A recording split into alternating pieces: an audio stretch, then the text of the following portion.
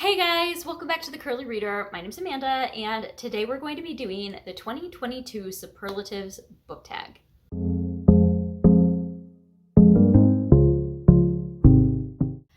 Okay, so this is my second year doing this book tag. It was created last year by my friend Krista from Books and Jams. She created this book tag to just kind of highlight some of the different books that we read, kind of looking at a year in review sort of thing. And I love this one because it just kind of touches on some different books. It's not talking about the best or the worst or anything like that, but just some different things. And so I thought that I would do it again this year and just kind of share with you a year in review, a little bit of last year. So these are all kind of plays on like a high school yearbook superlatives sort of situation. And so let's just get into it. So the first one is Class Clown, and this is a book that made you laugh. And so for this one, I chose People We Meet on Vacation by Emily Henry. I cackle laughed at this in a number of different places. I can still remember off the top of my head a specific scene where the main character, Poppy, is getting ready to go on a trip with Alex, and her parents give her a gift. If you've read the book, you know what I'm talking about. And the interaction between her and her parents at that point, I was laughing so hard. This book just made me laugh so much. And so yeah, People Meet on Vacation. This is a romance book. It's a kind of a friends to lovers sort of romance about two friends, Alex and Poppy, who are like college best friends who vacation together every year. And something happened a couple years ago. They haven't spoken in 2 years, and so they kind of come together one last time to see if they can reconcile. And yeah, it was great. I really enjoyed it. I know it gets mixed reviews, but I really enjoyed it, and it definitely made me laugh. All right, next one is Drama Queen, and this is a book with a crazy plot. And so for this one, I chose Project Hail Mary by Andy Weir. If you have read this book, you know that it has a bizarre plot, like crazy town. This book, I felt like every single chapter, the end of the chapter was a cliffhanger. Every single chapter. I'm like, wait, what? Every single chapter, and I was along for the ride. I will say that I still like The Martian better than this one, but this follows Ryland Grace, who all we know is he is the lone survivor on this spaceship. He like wakes up and he's on this spaceship by himself, and he has to figure out who he is, where he is, what he's there for. You really don't know anything, and you're kind of finding it out with him. And I'm not going to say anything else because it's going to be spoilery, but it has got a wild plot, and yeah, definitely fit the bill for this one. All right, the next one is Life of the Party, and this is a hyped book. For this one, I chose Malibu Rising by Taylor Jenkins Reid. I listened to this earlier this year. I will say this was not my favorite. I have found that I am a fan of Taylor Jenkins Reid's old backlist stuff before she started getting really popular, like stuff before The Seven Husbands of Evelyn Hugo. I like The Seven Husbands of Evelyn Hugo. Was not a fan of Daisy Jones and the Six. Was not a huge fan of this one, but it is what it is. I know a lot of other people really like this one though, and it was definitely a hyped book this year. This book follows the Riva family, who is kind of the offspring, if you will, the kids of a famous musician, and they have this big party every summer. And so it just kind of follows this one specific night in the 1980s. They're having this party, and at the end of the night their house catches on fire, and that's really what you know going into it. And so it just kind of follows them throughout the day with a lot of flashbacks to their family history. And yeah, so that's what that one is about. The next one is Best Dressed, and this is the Prettiest cover. I had a few for this one, but most of them I'm mentioning for other prompts or other superlatives, so I wanted to pick something different for each prompt. And so for this one, I am choosing The Firekeeper's Daughter by Angeline Booley. This is an Own Voices, I think it's considered YA, but I would consider it really more adult book about a 19-year-old girl who kind of gets wrapped up in a police investigation on an Indian reservation in Michigan, I believe. And it just has to do with kind of life on the reservation, how the politics there are a little bit different than off the reservation, and the federal government kind of coming in to try to figure some things out. That's really all I'm gonna say. It was a really interesting book. I learned a lot reading it, and it has got a gorgeous cover. The next one is Most Unique, and this is a book outside of your comfort zone, and I definitely had to pick for this one Les Mis. I read Les Miserables this past year. This was one of the ones that was definitely on the ballot for prettiest cover, because I mean, like, oh my goodness, I love this copy of it so much.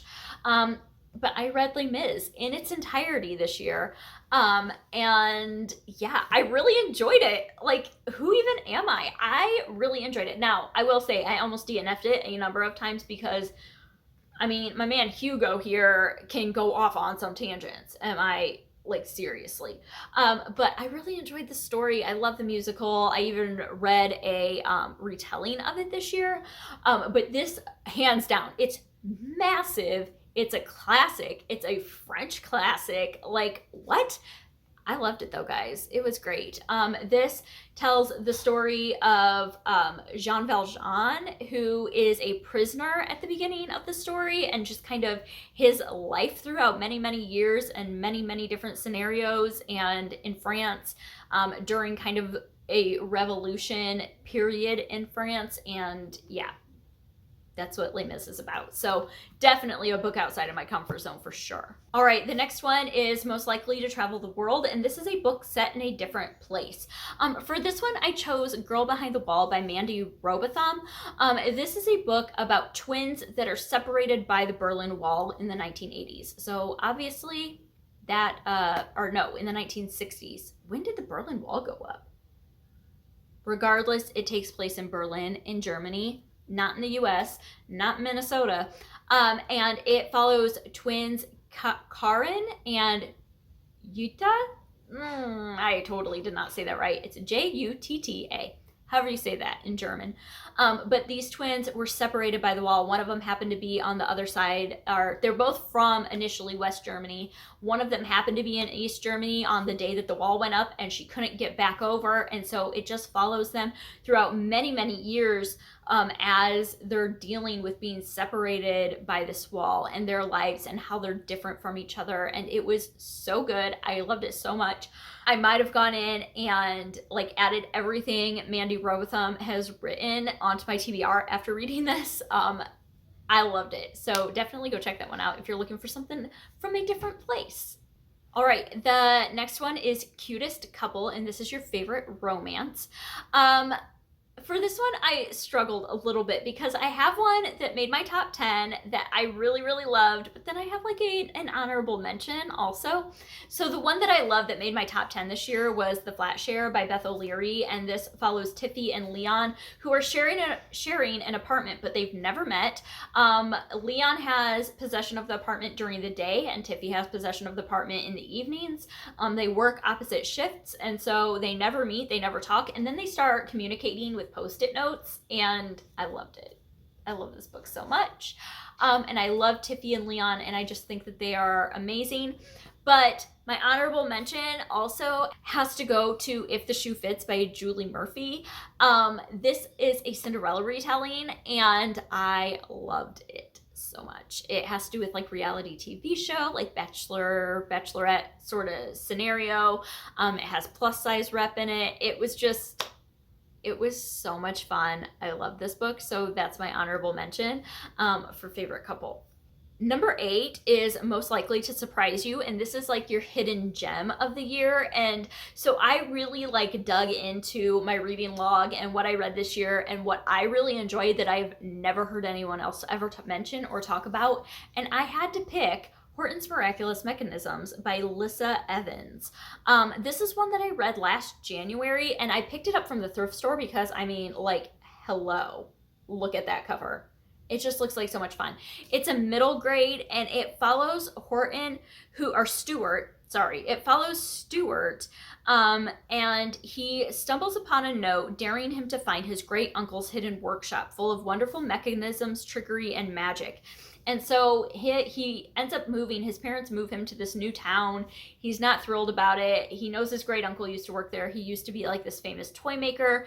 And he kind of finds this little note saying, hey, I have a secret workshop somewhere. Maybe you can find it. And he goes on this like adventure to find it, and it was such a fun time. Like, it was such a fun book. It's full of all these huge words that nobody really knows what they mean, and his dad is constantly defining them for him, and he finds some friends along the way, and there's just some shady stuff going on too. And it was such a sweet book. I loved it. It was a ton of fun, and I've never ever heard anyone talk about it before. And so there's your hidden gem of the year. All right. Next we have Most Likely to Succeed, and this is the book that you think is going to stand the test of time. And for this one, I chose Raybearer by Jordan Afueko. I don't read a lot of fantasy. I definitely don't read a lot of YA fantasy. It's just not really my jam. But I read this one this year and I really loved it, and I really think that this one is still going to be well beloved for many, many, many years. It's just so well executed.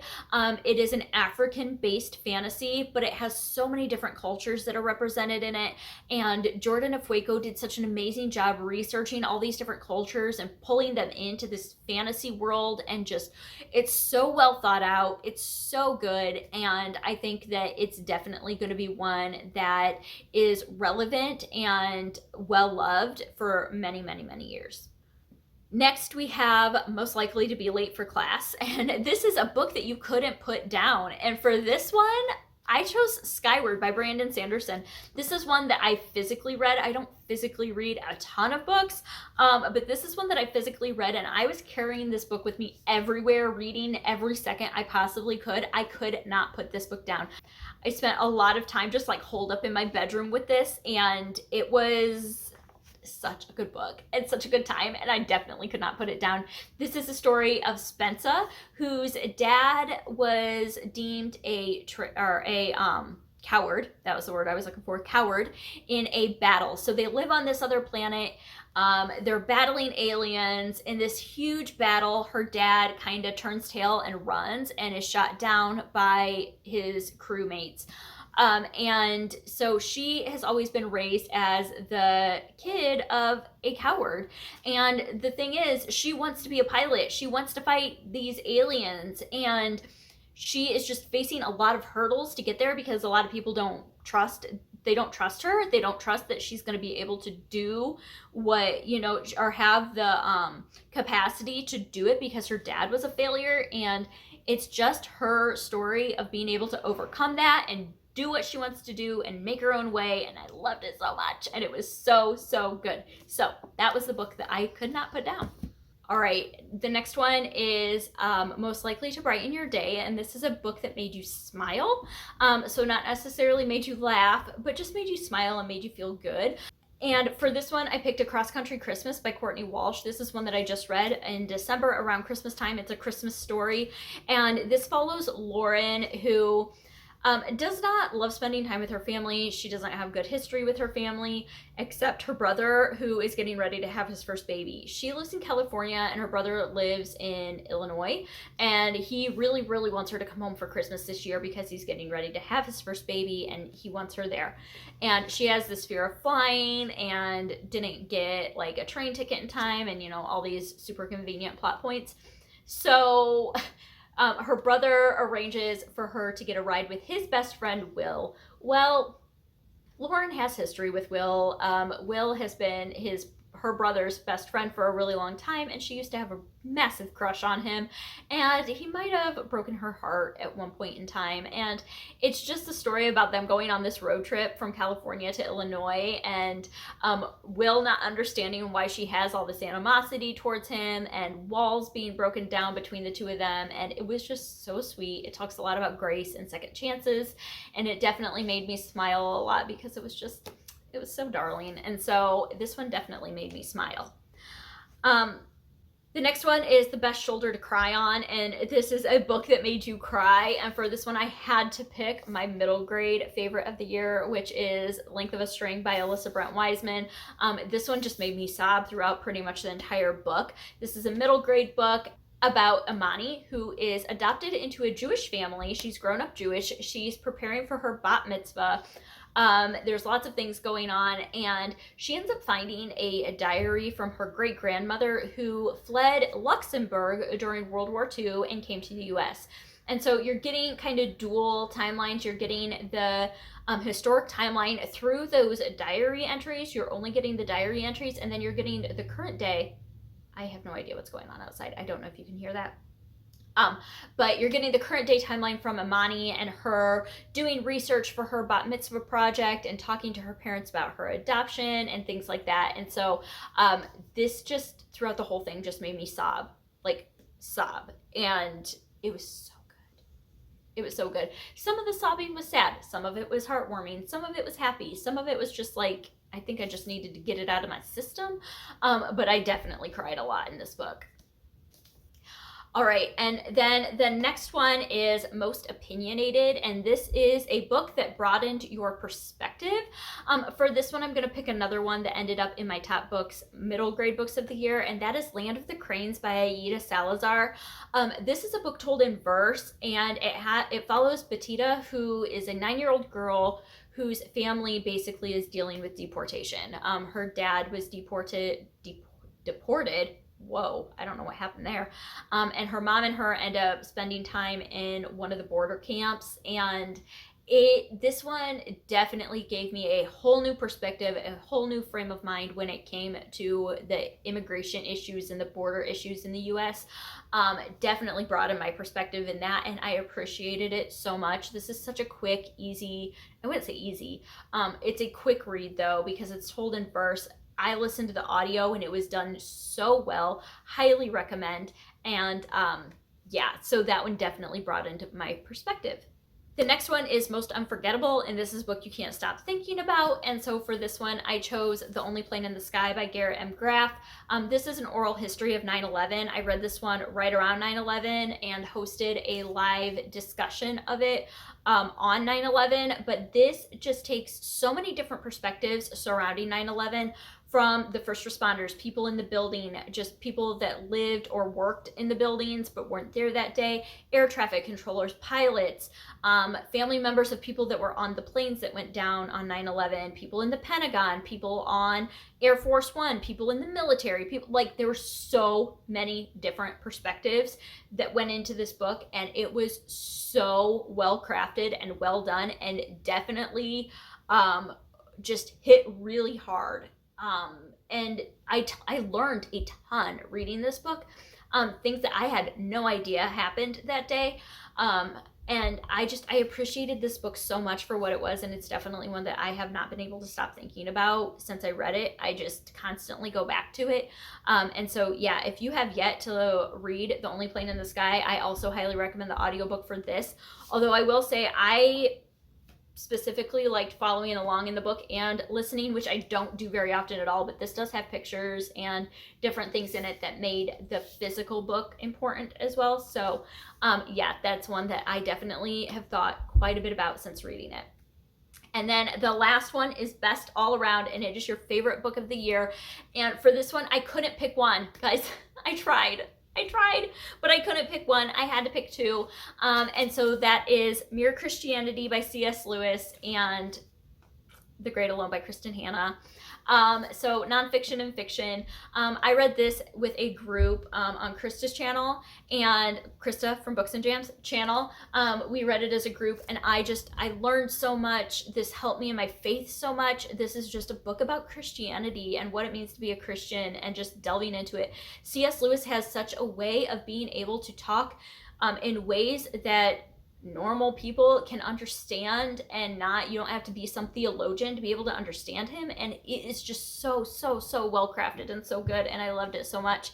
And then my other favorite of the year is The Great Alone by Kristen Hanna, which I also love so much. This also made me cry. This also has a beautiful cover. This also, like, I can't stop thinking about, like, this just hit so many of the different prompts, and so it's definitely best all around. But this starts in Alaska, 1974, and follows 13-year-old Lenny. Her dad is a Vietnam War vet who has PTSD, and he decides to move the family from Washington to Alaska, and they're going to live off the land and live off the radar. He doesn't trust the government anymore, and so they just kind of have to learn to live in the wild of Alaska and survive the winters up there and things like that. There is a lot of violence, domestic violence, emotional, physical, all of it in this. And so it's definitely hard to read at times.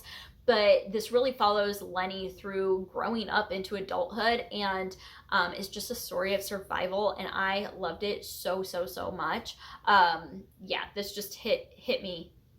I don't know. It just hit me, and it was perfect for me. And so, yeah, if you haven't read this one yet, this was my favorite of the year as well. So that's it for today. Those are my superlatives, best of, kind of 2021. I hope that this was fun for you, and definitely do this tag too. I will tag Krista down below. She's the one that came up with this last year. And yeah, let me know what you think of any of these books that I mentioned today. Have you read them? What do you think about them? What would some of your answers be? Let me know all those things. And I hope that you enjoyed this. I hope that you stick around and subscribe. And until next time, see ya.